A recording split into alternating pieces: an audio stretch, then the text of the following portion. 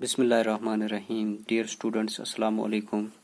Today's topic is global warming part 3. Class is 8th and the subject is English.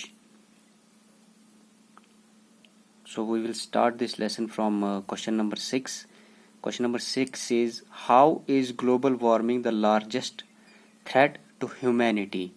Global warming انسانیت کے لیے سب سے بڑا خطرہ کیسے ہے؟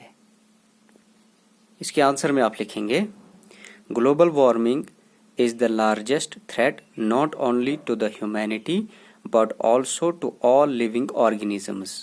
گلوبل وارمنگ ایک خطرہ ہے نہ صرف انسانیت کے لیے بلکہ تمام جتنے بھی جاندار مخلوقات ہیں ان کے لیے.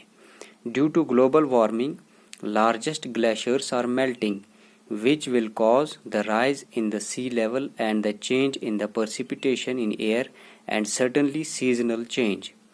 گلوبل وارمنگ کی وجہ سے بڑے بڑے گلیشیئر جو ہیں وہ پگھل رہے ہیں اور جس کی وجہ سے سمندر کا جو پانی ہے اس میں اضافہ ہوتا جا رہا ہے، لیکن ہمارے ہاں جو بارش ہوتی ہے وہ بھی اب اتنی زیادہ نہیں ہوتی، یا ہوتی بھی ہے تو بہت زیادہ ہوتی ہے.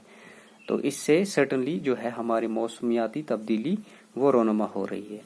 The weather will change from moderate to hot. ہمارا موسم جو یہاں کا ہے وہ درمیانہ سے بہت زیادہ گرم ہو سکتا ہے. This lead to droughts and lesser production of agriculture aids. اور اس کی وجہ سے قحط بھی ہوتا ہے اور جو ہماری فصلیں جو ہے ان کی پیداوار بھی بہت کم ہمیں ملتی ہے. It will also lead to natural disaster. اس سے جو ہے قدرتی آفات جو ہیں وہ بھی زیادہ ان کا زیادہ خطرہ رہتا ہے. It has adversely affected the humanity and will continuously affect it if not controlled in time. یہ انسانیت کو بری طرح سے متاثر کرتا جائے گا اور تب تک کرتا جائے گا جب تک کہ اس پہ پوری طرح سے قابو نہیں پایا جاتا. اس کے بعد ہے question number 7. What do you think is the cause of decrease in snowfall ان کشمیر. آپ کے مطابق کشمیر میں جو برف باری ہے ونٹر میں جو ہوتی ہے اس میں کمی کی کیا وجہ ہے؟ اس کے آنسر میں آپ لکھیں گے as we know that global warming changes the precipitation in the year this leads to extreme weather. جیسے ہمیں پتہ ہے کہ گلوبل وارمنگ کی وجہ سے جو بارشیں ہیں وہ کم ہوتی ہیں اور اس کی وجہ سے جو ہمارا موسم ہے وہ بالکل سوکھا پڑ جاتا ہے. So we think that global warming is the cause of decrease in snowfall ان کشمیر. تو ہمیں لگتا ہے کہ گلوبل وارمنگ ہی برف نہ ہونے کی وجہ ہے کشمیر میں. اگلا کوشچن ہم سے پوچھتا ہے question number 8. What has been the impact of global warming on J&K so far? Global warming کا J&K پہ جموں کشمیر پہ ابھی تک کتنا اثر رہا ہے، اس کا کتنے اثرات رہے ہیں؟ Global warming has adverse impact on J&K because the demarcation between seasons that was well defined a decade ago has vanished.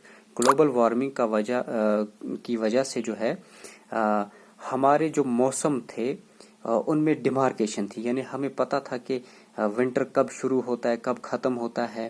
اسی طرح سے موسم بہار کب شروع ہوتا ہے کب ختم ہوتا ہے، موسم گرما کب شروع ہوتا ہے کب ختم ہوتا ہے، موسم خزاں آٹم کب شروع ہوتا ہے کب ختم ہوتا ہے. لیکن ایک دہائی پہلے سے یہ جو سسٹم ہے، یہ جو ڈیمارکیشن ہے موسموں کی، یہ بالکل ختم ہو چکی ہے. یعنی اب ونٹر اور آٹم میں کوئی فرق ہی نہیں ہے. اسی طرح سے سمر اور اسپرنگ میں کوئی فرق ہی نہیں ہے. It is now difficult to distinguish between autumn and winter. یہ اب بہت مشکل ہو گیا ہے کہ ہم موسم خزاں اور موسم سرما میں فرق کر سکیں. Its impact can be seen on the glaciers that are continuously melting. اس کے اثرات ہم ان گلیشیئرز پہ دیکھ سکتے ہیں جو لگاتار پگھل رہے ہیں. Question number 9.